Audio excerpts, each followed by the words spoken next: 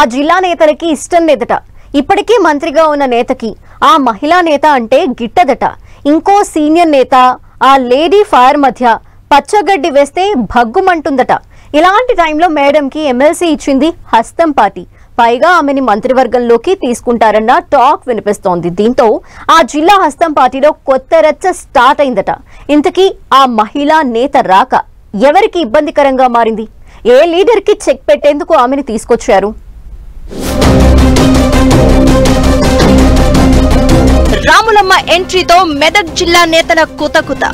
ఇప్పుడు MLC next మంత్రి అంటూ ప్రచారం. జిల్లాలో మరో పవర్ సెంటర్ తయారవుతుందని టెన్షన్. తెలంగాణ కాంగ్రెస్ లో ఎమ్మెల్సీల ఎంపిక కొండ నాలుకకు మందేస్తే ఉన్న నాలుక ఊడిందన్న చందంగా పరిస్థితి మారిందట. ఎమ్మెల్యే కోట ఎమ్మెల్సీల ఎంపికలో అధిష్టానం ఒకటి తలిస్తే జరుగుతున్నది మాత్రం మరొకటి అన్నట్లుగా ఉందట. ఉమ్మడి మెదక్ జిల్లాలో కాస్త బలహీనంగా ఉన్న కాంగ్రెస్ పార్టీని స్ట్రెంథన్ చేసేందుకు విజయశాంతికి ఎమ్మెల్సీగా అవకాశం ఇచ్చిందట కాంగ్రెస్ పార్టీ. గత అసెంబ్లీ ఎన్నికల్లో మెదక్ జిల్లాలో బీఆర్ఎస్ కు 7 స్థానాలు వచ్చాయి. పార్లమెంట్ ఎన్నికల్లో కూడా కాంగ్రెస్ పెర్ఫార్మెన్స్ చాలా వీక్ గా అనిపించిందట. దీంతో అక్కడ పార్టీని బలోపేతం చేయడం కోసమే గతంలో మెదక్ ఎంపీగా పనిచేసిన విజయశాంతిని శాసన మండలికి సెలెక్ట్ చేశారట కాంగ్రెస్ పెద్దలు. ఉమ్మడి మెదక్ జిల్లాలో పార్టీ బలోపేతం కోసం విజయశాంతిని ఎమ్మెల్సీగా సెలెక్ట్ చేస్తే అక్కడ పార్టీ పరిస్థితి పెనం మీద నుంచి పొయ్యిలో పడ్డ చందంగా మారిందని టాక్ వినిపిస్తోంది. ఇప్పటికే మెదక్ జిల్లాలోని పటాన్ చెరువు నియోజకవర్గంలో గ్రూపు తగాదాలు పీక్ లెవెల్ కి చేరాయి. ఇప్పుడు విజయశాంతి ఎంట్రీతో కొత్త గ్రూప్ ఫామ్ అయిందనే చర్చ జరుగుతోంది. ఎమ్మెల్సీగా విజయశాంతి పేరు ప్రకటన వెలువడగానే మాజీ ఎమ్మెల్యే జగ్గారెడ్డి హాట్ కామెంట్స్ చేశారు.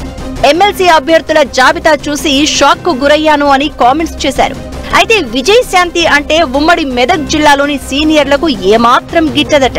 మంత్రి దామోదర రాజనరసింహకు విజయశాంతికి మధ్య ఏమాత్రం పొసగదట.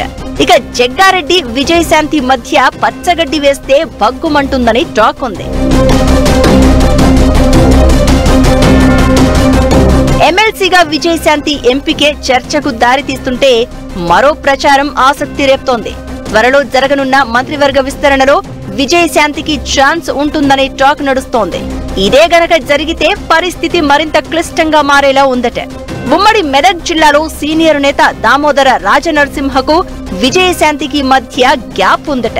ఇక విజయశాంతికి మంత్రిగా అవకాశం ఇస్తే దామోదర రాజనరసింహ హవా తగ్గే అవకాశం ఉంటుందని భావిస్తున్నారట. విజయశాంతి కేంద్రంగా కొత్త గ్రూపు ఏర్పడి మరింత రచ్చ జరిగే అవకాశం లేకపోలేదనే చర్చ జరుగుతోంది. ఉమ్మడి మెదక్ జిల్లా విషయంలో కాంగ్రెస్ అధిష్టానం ఒకటి తలచి రాములమ్మకు అవకాశం ఇస్తే భవిష్యత్తులో జరిగేది మాత్రం అందుకు భిన్నంగా ఉండబోతోందట.